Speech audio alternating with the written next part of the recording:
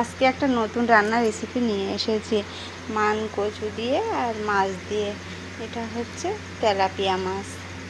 একটা 400 গ্রাম ওজনে একটা তেলাপিয়া মাছ নিলাম বাড়ির থেকে, আর কচুটা গোটা গোটা করে কেটে নিলাম।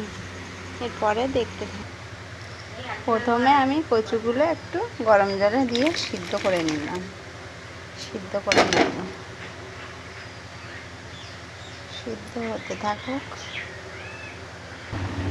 এবার কচুটা সিদ্ধ হয়ে গেছে, নামিয়ে নেব।